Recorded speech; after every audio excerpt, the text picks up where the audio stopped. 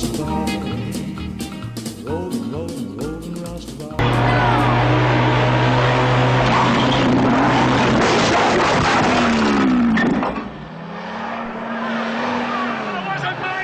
First aid kit. Here, hold this. Yeah. Oh, great. That's all I need.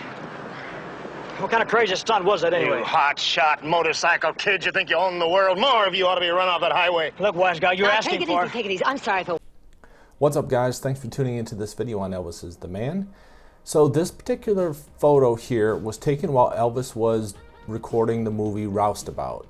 And it was one of those times where Elvis did his own stunts.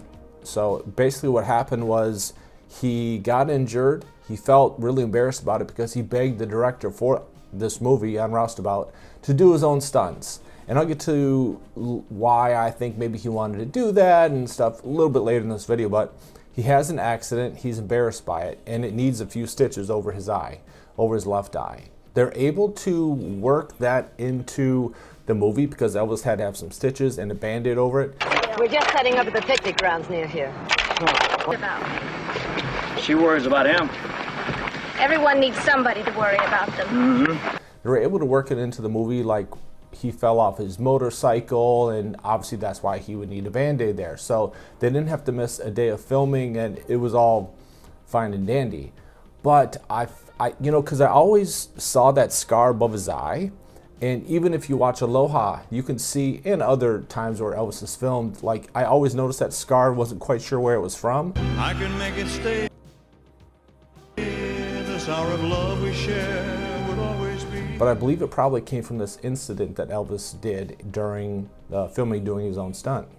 So, you know, Elvis really wanted to be an actor, and I think, you know, he begged so much to actually do the stunt because he, you know, he didn't get the type of roles that he wanted, serious roles, and this movie Roustabout was a pretty serious role. And so I think just to make it even better, you know, Elvis was a daredevil himself and didn't shy away from that type of physicality. He wanted to do it, but it didn't work out. One of the surprising things about this movie is how well it did, especially the soundtrack. The soundtrack, surprisingly to me, went to #1 in 1965. It was released in October '64, and it sold 450,000 copies, and it went to #1. Can you believe it? Like, this was during the British invasion. The Beatles were hot.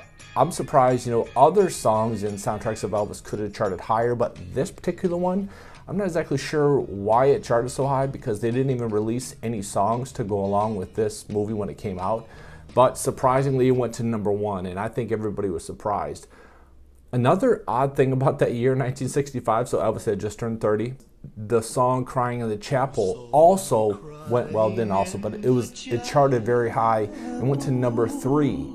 That one is also surprising, one because it was religious song. It was a good song, yeah, but it was discarded from the 1960 album, but Parker just, you know, decided to have it be released earlier.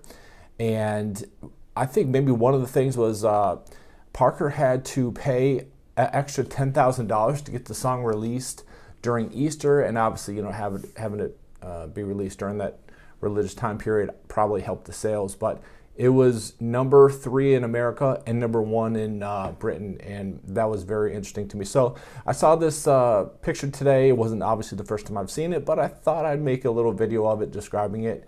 Hit the like button if you enjoyed it. Helps to grow and expand the channel. Talk to me in the comments. I'll be Rastafari.